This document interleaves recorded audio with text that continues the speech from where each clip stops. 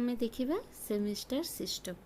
पिले माने semester system रो अर्थ बुझिबा पूर्वरु आमे जानिबा को पड़िबो कि सेमिस्टर सिस्टम लागू काहेकि करागला। पुराना वार्षिक पद्धति रे कौन एमिति असुविधा थिला जे सेमिस्टर सिस्टम को लागू करागला। पुराना वार्षिक पद्धति केवल परीक्षा पई पढ़ा थिला। नुआ सेमिस्टर पद्धति शिखिबा पई पढ़ा रहिछि, जहा फलरे वर्तमान सबु स्कूल कॉलेज विश्वविद्यालय रे एही सिस्टम को लागू करा जाइछि।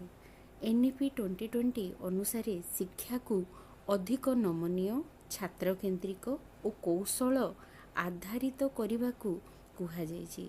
तेणुकरी यूजीसी और समस्त विश्वविद्यालय रे सेमिस्टर सिस्टम को बाध्यतामूलक करा जाइछि। एही लक्ष्यटी वार्षिक पद्धति रे पूरण हो पारु नथिला। पाठ्यक्रमर बोझ मध्य कमाई दिया जाइछि। जेपरि पुराना वार्षिक पद्धति रे तमर छात्रटी एकाथर रे 8 रु 10 विषयटी पाठ पढ़ुथिला आ वर्ष शेष रे गोटे परीक्षा दिया जाउथिला, जहाँकि मने रखिबा को भी अधिक कष्ट होउथिला। आ सेमिस्टर पद्धति रे 6 मास रे केवल 4-5टी विषय से माने मने रखि थांती, पढ़ी थांती आ गभीर अध्ययन करिवार सुजोग मिली थाए। आ निरंतर मूल्यांकन हेई थाए। विभिन्न इंटरनल असेसमेंट हैला, प्रेजेंटेशन हैला, जहा फल तांकर मार्क मध्य अधिक हेई थाए। आ चाकरी बजार और विश्वस्तरीय मान रे भी वर्तमान कौन रही कंपनी केवल डिग्री देखे नाही, स्किल ता सहित skill based paper, internship, project A सबु माध्यम रे आमर विश्वस्तरीय सबु विश्वविद्यालय रे सेमिस्टर पद्धति को ग्रहण करा जाई अछि। फेल हार मध्य कमी जाइछि आउ ड्रॉप आउट रेट मध्य कमी जाइछि, जहा फल रे पाठ्यक्रम को जल्दी अपडेट करी होउछि। आउ शिक्षार्थी माने चॉइस बेस्ड क्रेडिट सिस्टम माध्यम रे सीबीसीएस माध्यम रे अधिक भल भाव रे पढ़िबा पई सुजोग पाउछंती। सेणु करिके आज आमे देखिबा सेमिस्टर सिस्टम रो अर्थ। तो ये बुझी जाइथिबो सेमिस्टर पद्धति होउछि एक शैक्षिक व्यवस्था जोथिरे संपूर्ण वर्ष को 6 मास लेखाए 2 भाग रे विभक्त करा जाइथाय। छात्र माने प्रति सेमिस्टर रे निर्दिष्ट विषय पढ़ंती और सेमिस्टर रो शेष रे परीक्षा दियंती, जोठिरे अंतर्भुक्त रही थाए तमरो आभ्यंतरीण मूल्यांकन ता सहित सेमिस्टर परीक्षा मार्क मिसिकी चूड़ांत फल हेई थाए। एही सेमिस्टर सिस्टम रो आमे एबे देखिबा ऑब्जेक्टिव बा उद्देश्य। सेमिस्टर सिस्टम रो प्रथम उद्देश्य होची पाठ्यक्रम रो बोझ कमाइबा। छात्र छात्री माने कोन वर्ष सारा पढ़ी किना सारा विषय वर्ष शेष रे परीक्षा दउथिले। एही बोझ को कमाइबा पई सेमिस्टर सिस्टम रे प्रत्येक परीक्षा को छोट छोट भाग रे बंटन करा जाइछि, जहा फल रे बोझर परिमाण कमी जाइछि। 2 नंबर रे देखिबा आमे नियमित परीक्षा माध्यम रे निरंतर शिक्षा सुनिश्चित कराइबा। माने सर्वदा आमे विभिन्न प्रकार इंटरनल एग्जाम हैला, फॉर्मेटिव एग्जाम हैला, ये सब माध्यम रे आमे निरंतर परीक्षा करिताउ, जहा फल रे शिक्षार्थी मान को पाखरे समय रही थाए कि फर्स्ट सेमिस्टर रे जदि पिलार कोनोसी वशतः मार्क कम आसिला, से द्वितीय सेमिस्टर रे से ही मार्क को इम्प्रूव करि परिबो, से विषय रे से अग्रगति करि परिबार सुजोग प्रदान करा जाय थाए। तृतीय नंबर रे हैला छात्र छात्री मानंकु ग्रेड सुविधा पाई अनेक सुजोग देबा। विभिन्न प्रकार ग्रेड से माने पाई परिबे। ग्रेड माध्यम रे तांको भितरे तुलना रहिबो नाही। चतुर्थ रे हला नुआ धारा अनुसार पाठ्यक्रम को जल्दी अपडेट करिबा।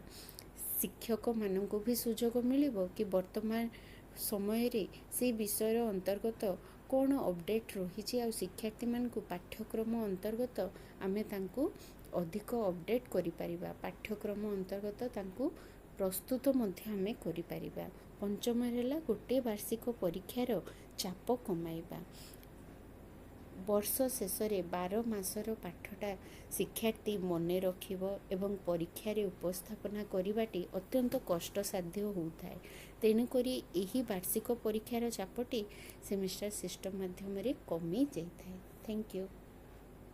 तो मान देखिबा हमें सेमिस्टर सिस्टम रो उपकारिता। सर्वप्रथमे यह less burden students study few subject at a time कम बोझ एका थରରେ ସେମାନେ 8ଟା କିମ୍ବା 10ଟା ବିଷୟ ପଢ଼ି ନଥାନ୍ତି ଯାହାକି ଟ୍ରେଡ଼ିସନାଲ୍ ସିଷ୍ଟମ୍ରେ ହେଉଥିଲା ବାର୍ଷିକ ପରୀକ୍ଷାରେ ହେଉଥିଲା। ଏଠାରେ ସେମାନେ କମ୍ ବିଷୟ ପଢ଼ିବାକୁ ସୁଯୋଗ ପାଇଥାନ୍ତି। 2 ନମ୍ବରରେ ହେଲା ରେଗୁଲାର ଷ୍ଟଡି ହ୍ୟାବିଟ୍ 6 month ମି exam so students stay active ନିୟମିତ ପାଠ ଅଭ୍ୟାସ କରିଥାନ୍ତି। 6 ମାସରେ ପରୀକ୍ଷା ଯୋଗୁଁ ଛାତ୍ରମାନେ ସକ୍ରିୟ ଅଂଶଗ୍ରହଣ କରିଥାନ୍ତି। 3ରେ ଆମେ ଦେଖିବା ବେଟର ଅଣ୍ଡରଷ୍ଟାଣ୍ଡିଂ ଭଲ ବୁଝାମଣା deep study of limited topic possible କମ୍ ବିଷୟକୁ ଗଭୀର ଭାବରେ ପଢ଼ିବାର ସୁଯୋଗ ପାଇଥିବାରୁ ସେମାନଙ୍କ ଅଣ୍ଡରଷ୍ଟାଣ୍ଡିଂ ଲେଭେଲ୍ କିମ୍ବା ବିଷୟବସ୍ତୁକୁ ଭଲ ଭାବରେ ହୃଦୟଙ୍ଗମ କରିଥାନ୍ତି ଏବଂ ବୁଝିଥାନ୍ତି।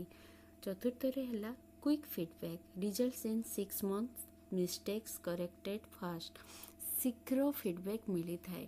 6 ମାସରେ ରିଜଲ୍ଟ ଆସିଥିବା ଯୋଗୁରୁ ସେମାନେ ତାଙ୍କର ଭଲ କିମ୍ବା ତାଙ୍କର କେଉଁଠି ଭୁଲ ରହିଛି ତାହାକୁ ସେମାନେ ଜାଣିଥାନ୍ତି ଆଉ ଜଲ୍ଦି ତାହାକୁ ସଂଶୋଧନ କରିବାର ସୁଯୋଗ ପାଇଥାନ୍ତି। Flexibility choice based credit system possible ନମନୀୟତା ଚଏସ୍ ବେସ୍ଡ କ୍ରେଡ଼ିଟ୍ ସିଷ୍ଟମ୍ ସମ୍ଭବ ଯୋଗୁଁ ଆମେ ଏକ୍ଜାମ୍ରେ ନମନୀୟତା ଦେଖିବାକୁ ପାଇଥାଉ। Reduce failure rate if one semester is bad next may improve correctly fail ହାର କମେ ଗୋଟେ ସେମିଷ୍ଟାରରେ ଖରାପ ହେଲେ ସେକେଣ୍ଡ ସେମିଷ୍ଟାରରେ ତାହା ସଂଶୋଧନ କରିକିନା ଭଲ ପରଫର୍ମାନ୍ସ ପ୍ରଦାନ। ବର୍ତ୍ତମାନ ଦେଖିବା ସେମିଷ୍ଟାର ସିଷ୍ଟମର କ'ଣ ଅସୁବିଧା ରହିଛି ଡିମେରିଟ୍ସ କ'ଣ ରହିଛି।